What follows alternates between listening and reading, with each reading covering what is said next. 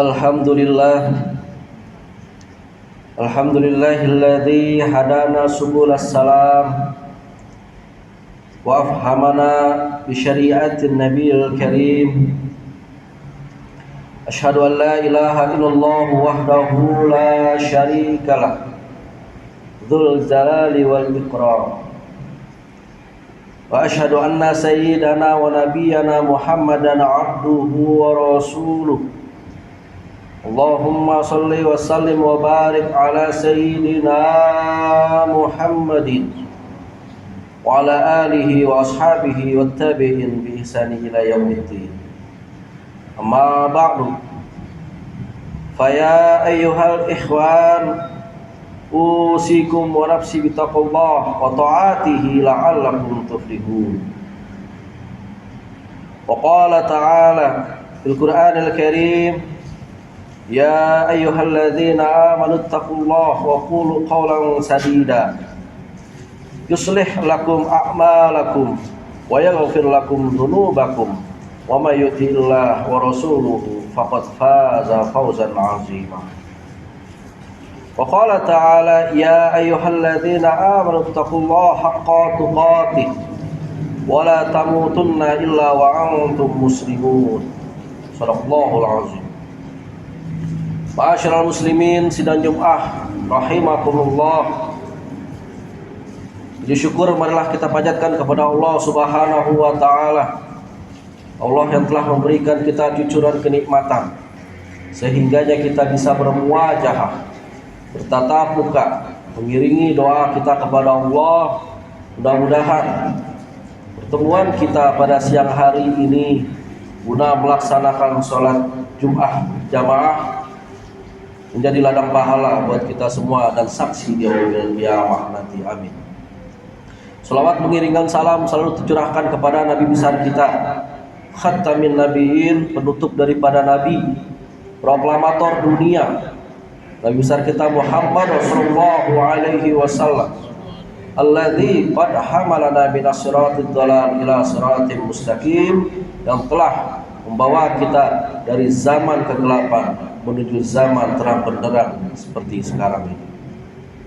Ma'asyiral muslimin sidang Jumat Masjid Jami Iftahul Jannah yang dimuliakan Allah Subhanahu wa taala. Setiap tanggal 12 Rabiul Awal, tepatnya Jumat depan, kita memperingati hari yang namanya kelahiran Nabi Muhammad sallallahu alaihi wasallam. Peringatan Maulid Nabi memang tidak diperintahkan secara khusus, baik oleh Al-Quran maupun Al-Hadis. Peringatan ini baru diadakan untuk pertama kali ratusan tahun setelah Nabi Muhammad SAW wafat, yakni pada abad ke-7 Hijriah di wilayah Irak. Sekarang atas perintah Raja Irbil bernama Musyafaruddin Al-Kaukabri. Meski tidak ada perintah yang tegas, peringatan Maulid Nabi Muhammad juga tidak ada larangan yang jelas. Sesuatu yang tidak ada perintah sekaligus tidak ada larangan boleh dilakukan. Hal ini dalam hukum Islam disebut mubah. Suatu yang mubah akan mendapatkan pahala apabila ada niat dan tujuan yang baik atau ibadah dilakukan dengan cara yang baik dan terbukti menghasilkan sesuatu yang baik. Ma'asyiral muslimin sidang Jumat rahimakumullah. Nabi Muhammad sallallahu alaihi wasallam lahir dan dibesarkan dalam keluarga sederhana. Dari usia dini beliau sudah yatim piatu. Ayah beliau wafat ketika Nabi masih dalam kandungan. Usia 6 tahun ibundanya wafat. Lalu disusul kakek beliau juga wafat. Dan akhirnya beliau diasuh pamannya yaitu Abu Thalib. Abu Thalib sendiri bukan orang kaya, padahal putranya banyak. Keadaan inilah yang menjadikan beliau harus bekerja keras sejak kecil untuk mencari nafkah. Beliau pernah menjadi pengembala kambing. Juga beliau pernah membantu pamannya berjualan di negeri Syam. Yang terakhir ketika sudah dewasa, beliau atau baginda Nabi bekerja sebagai buruh atau karyawan pada seorang janda bernama Khadijah. Pekerjaan beliau adalah menjalankan perdagangan di perusahaan janda tersebut. Dari hubungan seperti itulah Kemudian beliau menikah dengan Khadijah yang tak lain adalah majikannya sendiri. Ma'asyiral muslimin dan jemaah rahimakumullah. Kehidupan Nabi Muhammad sebagaimana uraian tersebut dapat kita temukan rekamannya dalam surat Ad-Duha, dalam ayat ketiga Allah Subhanahu wa taala berfirman, "Ma wadda'aka rabbuka wa ma qala." Yang artinya, Tuhanmu tidak meninggalkan kamu dan tidak pula benci kepadamu. Allah sekali-kali tidak bermaksud meninggalkan Nabi Muhammad di waktu kecilnya. Tidak pula Allah bermaksud menelantarkan hidup beliau sehingga beliau harus bekerja keras mencari nafkah meskipun masih kanak-kanak.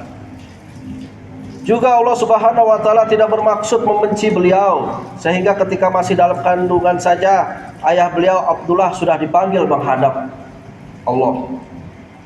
Ketika usianya baru 6 tahun dan masih sangat membutuhkan kasih sayang seorang ibu, Aminah pun wafat. Belum hilang kesedihan beliau karena ditinggalkan ibunya, kakeknya pun menyusul wafat 2 tahun kemudian. Sempurnalah sudah kesedihan dan penderitaan baginda Muhammad sebagai seorang yatim piatu dengan meninggalnya ayah, ibu dan kakek untuk berpisah selama-lamanya. Dari semua penderitaan itu tidak ada maksud Allah Subhanahu wa taala menelantarkan beliau, tetapi justru Allah Subhanahu wa taala sedang mempersiapkan beliau menjadi seorang pemimpin besar kelak di kemudian hari. Seorang pemimpin harus peka terhadap kesulitan-kesulitan yang dipimpinnya dan dapat memberikan solusi dari kesulitan-kesulitan itu. Kepekaan seperti itu sulit dimiliki oleh para pemimpin yang tidak pernah mengalaminya sendiri, kesulitan-kesulitan seperti itu. Dengan kata lain, Allah sesungguhnya menggembleng jiwa dan sikap mental beliau untuk menghadapi berbagai macam kesulitan dan tantangan berkaitan tugas beliau kelak menjadi seorang nabi. Apalagi beliau disiapkan dan ditetapkan oleh Allah Subhanahu wa taala menjadi nabi terakhir di akhir zaman ini. Jamaah rahimakumullah, dalam ayat berikutnya yakni ayat keempat Allah Subhanahu wa taala berfirman, "Walal akhiratu khairul laka minal ula." Yang artinya, dan sesungguhnya hari kemudian itu lebih baik bagimu daripada yang sekarang atau permulaan. Dalam hidup ini yang terpenting adalah apa yang terjadi di akhir dan bukan di permulaan. Berakit-rakit ke hulu, berenang-renang ke tepian. Bersakit-sakit dahulu, bersenang-senang kemudian. Maka bisa dimengerti Nabi Muhammad hidup dalam kesulitan di masa kecilnya, karena semua kesulitan itu bermanfaat membentuk karakter beliau menjadi seorang yang tangguh lahir dan batin, jiwa dan raga. Ketangguhan seperti itu memang sangat diperlukan kelak ketika Nabi Muhammad SAW berdakwah, menyampaikan wahyu dan kebenaran dari Allah Subhanahu wa taala kepada seluruh umat manusia. Kita semua tahu bahwa dalam berdakwah Nabi Muhammad SAW mendapat banyak hambatan, gangguan, dan bahkan ancaman pembunuhan dari berbagai pihak, terutama dari kelompok yang dipimpin oleh Abu Jahal dan kawan-kawannya. Tetapi semua hambatan, gangguan, dan ancaman itu dapat dilalui dengan baik karena Nabi Muhammad SAW sudah terlatih menghadapi kesulitan-kesulitan sejak kecil. Ma'asyiral muslimin rahimakumullah. Buah dari penderitaan, kesulitan, dan perjuangan beliau yang tanpa kenal menyerah memang luar biasa. Yakni dalam waktu singkat yang hanya memakan waktu 23 tahun saja, Nabi Muhammad telah berhasil memiliki pengikut yang cukup banyak. Beliau berhasil merubah masyarakat yang semula menyembah berhala menjadi beriman tauhid, yakni hanya menyembah kepada Allah Subhanahu wa taala semata. Masyarakat telah berubah dari masyarakat yang semula menerapkan hukum rimba, di mana yang dominan dan kuat akan selalu menjadi pemenang, menjadi masyarakat yang berdasarkan keadilan tanpa memandang latar belakang suku maupun status sosial. Di dalam Islam, memang semua manusia pada dasarnya sama, karena mereka semua berasal dari asal usul yang sama, yakni Nabi Adam alaihi salam. Satu-satunya yang membedakan mereka hanyalah ketakwaannya masing-masing kepada Allah Subhanahu wa taala. Ma'asyiral muslimin dan jemaah rahimakumullah. Ayat kelima dari surat Ad-Duha yang berbunyi, "Wala saufa yu'tika rabbuka fatarda," yang artinya, dan kelak Tuhanmu pasti memberikan karunia-Nya kepadamu, lalu hati kamu menjadi puas. Allah Subhanahu wa taala telah berjanji bahwa semua penderitaan, kesulitan dan susah payah Nabi Muhammad sallallahu alaihi wasallam dari waktu kecil hingga beliau diangkat menjadi seorang nabi akan dibalas oleh Allah dengan keberhasilan yang cemerlang sebagaimana telah dia uraikan di atas. Keberhasilan itu Nabi Muhammad sallallahu alaihi wasallam bersyukur kepada Allah Subhanahu wa taala. Beliau bersyukur tidak hanya atas keberhasilan dakwah-dakwah beliau, tetapi juga atas perlindungan Allah Subhanahu wa taala, sehingga beliau meskipun seorang yatim piatu, beliau dapat meraih pertolongan untuk mendukung keberhasilan dakwah-dakwah tersebut. Perlindungan ini sebagai dimaksud dalam ayat ke-6 sebagai berikut. Alam yajidka yatiman fa'awa, bukanlah dia mendapatimu sebagai seorang yatim lalu dia melindungimu. Ma'asyiral muslimin sidang Jumat rahimakumullah. Ayat yang ketujuh dari surat Ad-Duha yang berbunyi, "Wa wajadaka dhalan fahada," dan dia atau Allah mendapatimu sebagai seorang yang bingung lalu dia memberikan petunjuk. Sudah banyak diceritakan sebagaimana kebingungan Nabi Muhammad ketika akan memasuki masa kenabiannya, sehingga beliau menyepi di Gua Hira untuk mencari jawaban dari apa yang sebenarnya sedang terjadi pada beliau pada waktu itu. Di Gua Hira itulah Nabi Muhammad SAW mendapatkan wahyu pertama kali yang diterimanya melalui malaikat Jibril alaihi salam. Ayat ketujuh itu diikuti dengan ayat ke-8 yang berbunyi, "Wa wajadaka ilang fa'aluna," yang artinya, dan dia Allah mendapatimu sebagai seorang yang kekurangan lalu dia memberikan kecukupan. Pada akhirnya keadaan ekonomi Nabi Muhammad SAW mengalami perubahan dari kekurangan menjadi kecukupan.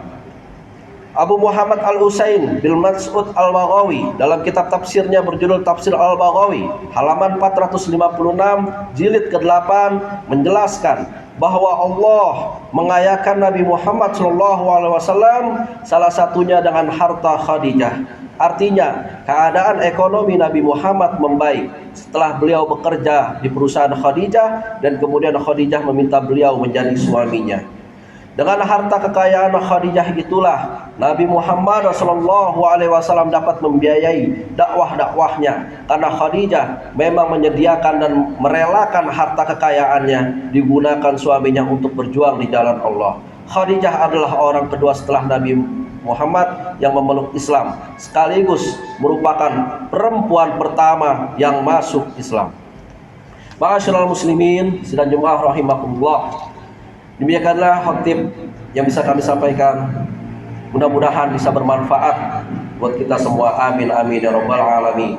Barakallahu li wa lakum fil Qur'anil azim wa nafa'ani wa iyyakum bima fihi minal ayati wa dzikril hakim wa taqabbala minni wa minkum tilawatahu innahu was-samiul alim. Aqulu qawli hadza wa astaghfirul azim li wa lakum wa lisairil muslimina wal muslimat wal mu'minina wal mu'minat fastaghfiruhu innahu huwal ghafurur rahim. Allahumma shalli ala sayyidina Muhammad wa ala ali sayyidina Muhammad. Alhamdulillahi ala ihsanihi wa syukru lahu ala taufiqihi wa imtinanihi. Wa asyhadu an la ilaha illallah wahdahu la syarika lah. Wa asyhadu anna sayyidana Muhammadan abduhu wa rasuluh ad-da'i ila ridwanih. Allahumma shalli ala sayyidina Muhammadin wa ala alihi wa ashabihi wa sallim tasliman katsira. Amma ba'du, fa ya ayyuhan nas ittaqullaha fi ma amara wantahu amma naha wa'lamu anna Allaha amarukum bi'amrin bada fihi bi nafsi wa sana bi malaikatihi bi qudsi. Wa qala ta'ala inna Allaha wa malaikatahu yusalluna 'alan nabi ya ayyuhalladzina amanu shallu 'alaihi wa sallimu taslima.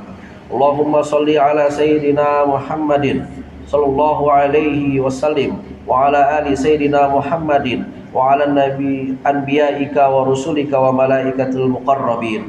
Allahumma 'alal khulafa'ir rasyidin Abi Bakrin wa Umar wa Uthman wa Ali wa an baqiyati sahabati wat tabi'in wa tabi'it tabi'in lahum bi ihsanin ila yaumiddin. ورضى عنا معهم برحمتك يا أرحم الراحمين. اللهم اغفر للمؤمنين والمؤمنات والمسلمين والمسلمات الأحياء منهم والأموات. اللهم أعز الإسلام والمسلمين وأذل الشرك والمشركين وانصر عبادك الموحدين وانصر من نصر الدين واخذل من خذل المسلمين ودمر أعداء الدين وعلي كلماتك إلى يوم الدين. اللهم ارفع عنا البلاء والوباء والزلازل والمحن وسوء الفتنة والمحن ما ظهر منها وما بطن عن بلادنا إندونيسيا خاصة وسائر البلدان المسلمين عامة يا رب العالمين. ربنا آتنا في الدنيا حسنة وفي الآخرة حسنة وقنا عذاب النار. عباد الله إن الله يأمر بالعدل والإحسان وإيتاء ذي القربى وينهى عن الفحشاء والمنكر والبغي يعظكم لعلكم تذكرون. فاذكروا الله العظيم يذكركم واشكروا على نعمه يزدكم ولذكر الله أكبر. أقيموا الصلاة. Allahu Akbar, Allahu Akbar, asyhadu an la ilaha illallah, asyhadu anna Muhammadar Rasulullah, hayya 'alas shalah, hayya 'alal falah, qad qamatis shalah, qad qamatis shalah, Allahu Akbar, Allahu Akbar.